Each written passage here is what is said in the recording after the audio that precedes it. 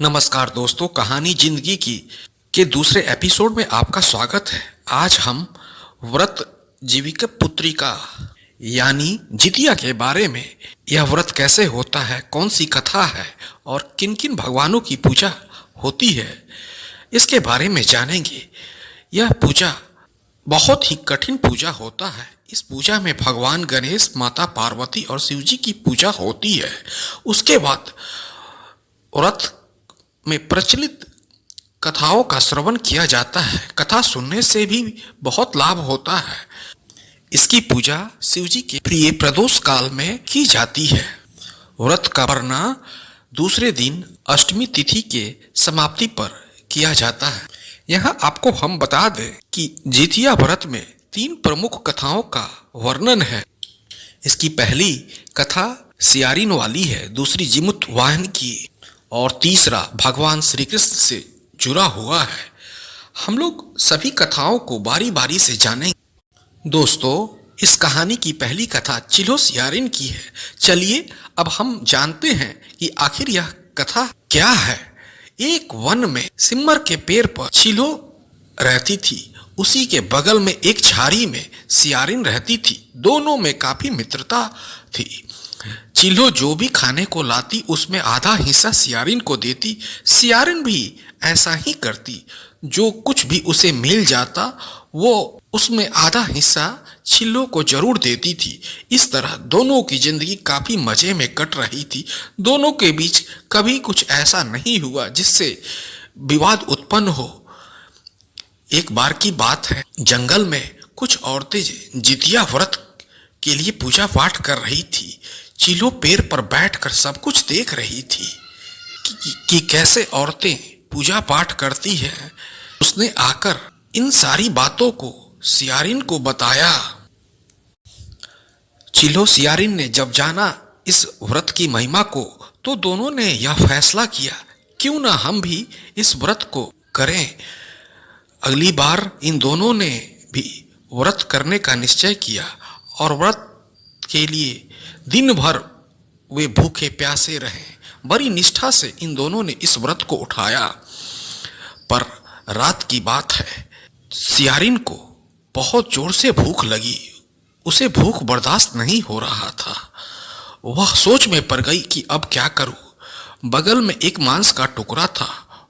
वह लालच में पड़कर उस मांस के टुकड़े को खाने लगी। जब चिल्हो को यह पता चला, उसने जब यह आवाज सुनी, अरे ये कटकट की आवाज कैसी है, तब उसने जाकर सियारिन से पूछा, यह कटकट की आवाज तुम्हारे शरीर से कैसे आ रही है। उसके बाद सियारिन ने उत्तर दिया, कुछ नहीं, भूख के मारे पेट छटपट कर रहा था, पेट में गुरगुराहट आ रही थी, उसी की यह आवाज है। चिल्हो को सब पता था। वह समझ गई कि सियारिन ने जरूर कुछ गड़बड़ किया है। अंत में बात का भंडाफोड़ हो ही गया।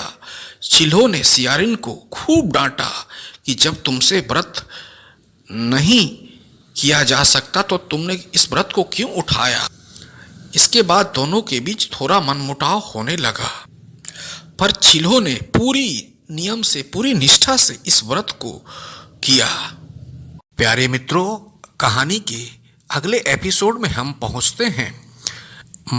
अब दोनों का जन्म यानी चिल्हो सियारिन का जन्म अगले जन्म में मनुष्य के रूप में होता है। दोनों अगले जन्म में राजकुमारी के रूप में जन्म लेती हैं। दोनों सगी बहन होती हैं। यहाँ सियारिन बड़ी बहन और चिल्हो छोटी बहन होती है। इन दोनों की शादी यानी सियारिन की शादी एक राजकुमार से होती है और चिल्हो की शादी एक मंत्री के पुत्र से होती है। दोनों की जिंदगी यूं ही कटती रही। सियारिन को जो भी बच्चा होता वह मर जाता, पर चिल्हो के साथ ऐसा नहीं था। चिल्हो के बच्चे जो भी जन्म लेते वे हट्टे कट्टे, हिष्ट पुष्ट और स्वस्थ थे।